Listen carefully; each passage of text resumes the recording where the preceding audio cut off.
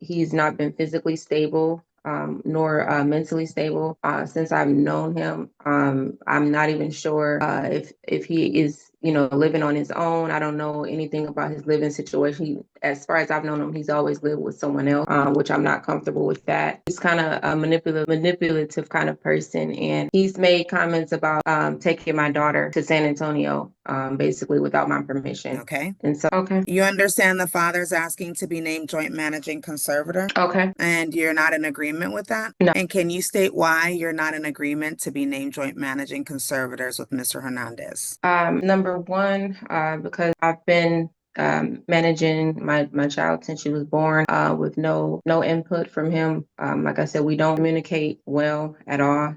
We don't work together well. There's a lot of conflict between us, and so I just believe for the best interest of her, and to get things done, I would like to just remain the sole. And there's no difference between custody and, like, visitation. It doesn't regard visitation. That's usually what he's concerned most about, is the visitation. So, And is it true that Mr. Hernandez lives in San Antonio? to my knowledge, yes. And that's over 100 miles, correct? You understand that the father is requesting to have the state standard possession for over 100 miles, which is one weekend a month. If you can answer yes or no, so we can be clear.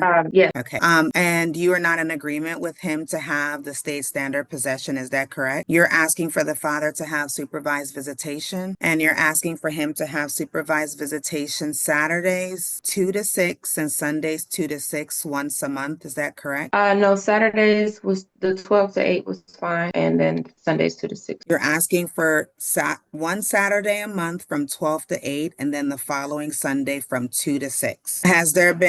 You stated there's been no acts of family violence against you, correct? All right, let's break this down. The mother starts by calling the father unstable and manipulative, but her claims are based on opinion, not clear proof. She also admits there's no violence, which weakens her argument right away. That contradiction stands out. If there's no real danger, why push for strict control? This doesn't come across as a safety issue. It feels more like an attempt to control the situation while presenting it as concern. And has there been acts of family violence against your child? No. Can you state why you want Mr. Hernandez to have supervised visits? So I just feel more comfortable with another party being present during visitation at all times due to safety precautions for my daughter. As I said before, he's not been physically stable, nor mentally stable since I've known him. I'm not even sure if he is, living on his own. I don't know anything about his living situation. As far as I've known him, he's always lived with someone else, which I'm not comfortable with that. And also, there's just been, conflict. And the things that I know about him, he's kind of a manipulative kind of person. And he's made comments about taking my daughter to San Antonio, basically without my permission. And so, just those type of things I don't like to joke about or play about when it comes to my child. And so I just feel more comfortable if somebody else is present to make sure that, she returns to me after the visitation. And the supervised visits would be by your mother? If possible. I'm not sure if she'd be willing to do that, because they've had conflict issues in the past. So I'm not sure. I would have to speak to her about that. Who are you wanting to do the visitation So the only other person that I could utilize would be like I said, a paid supervised personnel. Okay.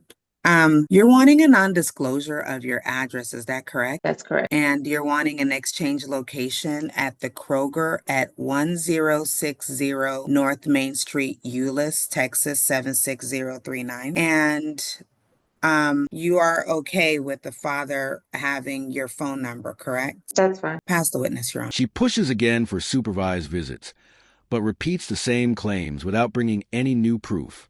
Then the gaps start to show. She isn't even sure who would supervise the visits. That lack of planning weakens her case quickly. Courts look for clear structure, not vague concerns, and the more she explains, the less convincing her argument becomes. Mr. Hernandez, can you please state your full name? Delfino Sebastian Hernandez. Sir, earlier I read some terms as an agreement. Were those terms still your agreement today? Yes. Do you believe they're in the best interest of your child? You nodded. Can you please say yes or no? Oh, I said yes. Sorry. I don't know if you can. Okay, no problem. Are you asking the court to accept those earlier terms? Yes. Okay, now let's talk about the parts that we didn't agree to.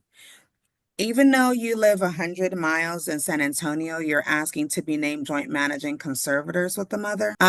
Do you believe that you can make decisions amicably with the mother in your child's best interest? Being able to cooperate and make decisions with her, Yes. would like to. I don't have an issue with that at all. Okay. Are Not you me, able not to on my side. communicate with her now? No, she has had me blocked since last February. You heard that the mother's wanting a non-disclosure of her address, I heard. and you're not in agreement with that? No, I would like to send my daughter gifts. Okay, so you're asking to be made aware of the address where your child resides, is that correct? Yeah, yeah, I don't want to be alienated anymore. Okay. I would like to send at least some gifts and things to my daughter. Are you in agreement for the supervised visits one Saturday from 12 No, to 8 p.m.? not You're at not all. in, No. okay, so you're asking for the state standard possession, is that correct? The one Yes, weekend a just month. because I've been at my same address for the last few years. You can go look up my employment history of my previous employer. Still there, still the address I use. Okay. Um, So are you but I in don't know what. agreement? I'm sorry, go ahead. No, I would just I wasn't aware of any of her accusations ever, to be honest. And her husband tried to threaten me in public at a McDonald's. He's always made threats. I have a threat, voice threat that she's aware of on my phone, a voice clip. I could turn that in if I have to separately for another case. But we got along just fine until she met her new person and her new husband. And ever since her new husband has came into the picture, he has been the issue, Okay. and he is the one that had me blocked. Father speaks next, calm and composed, and the tone shifts right away. He agrees where it makes sense, but firmly pushes back on restrictions. Then he reveals something important. He hasn't been allowed contact for months. That detail changes everything. The focus moves from a protective mother to possible gatekeeping, and it shifts how the whole situation is seen. Okay. Are you in agreement for the exchange location that's located at is that the Kroger on 1060 North Main Street, Euless, Texas 76039? No, You're wanting to pick up the child at the mother's address, is that correct? as I used to, yeah. And you're If we wanting to gotta drop off the child after visitation at the mother's address, is that correct?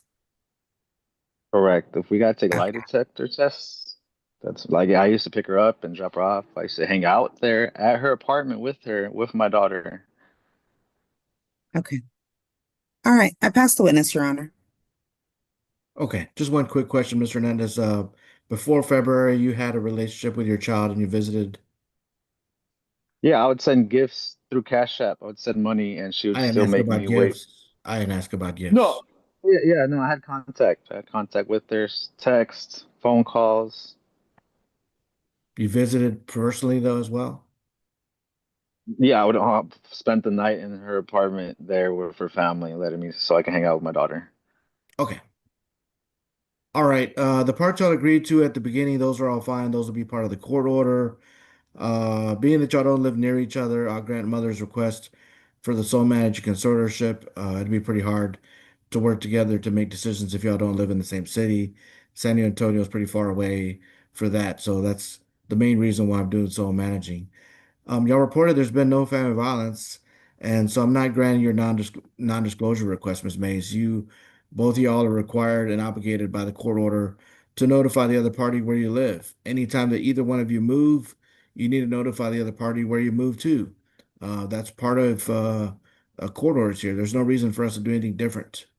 Um, y'all have to figure out a way to work together. Y'all made this child together, and so y'all are gonna. There's only three people involved, not other people.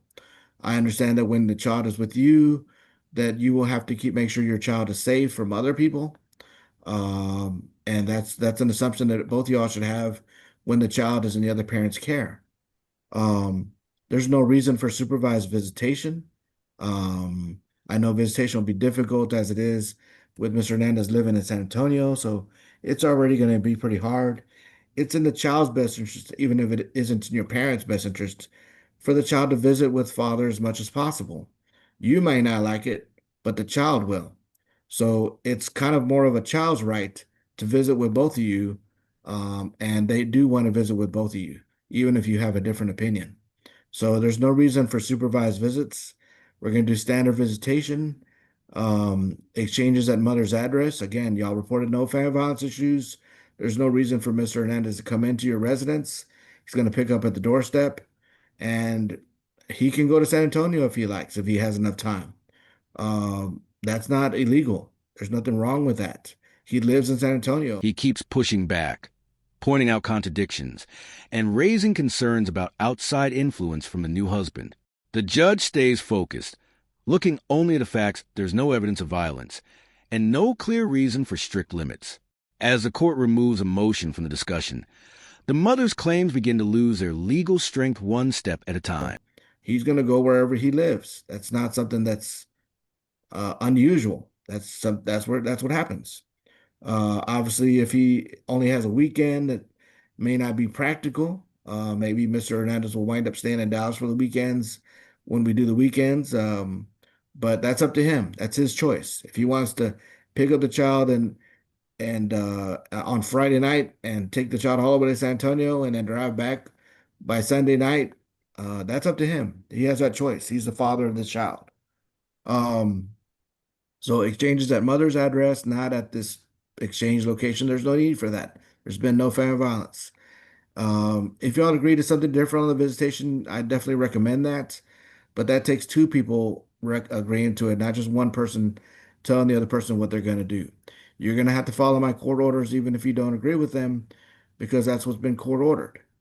All right, so very important here. There hasn't been a lot of visitation recently for really no reason at all.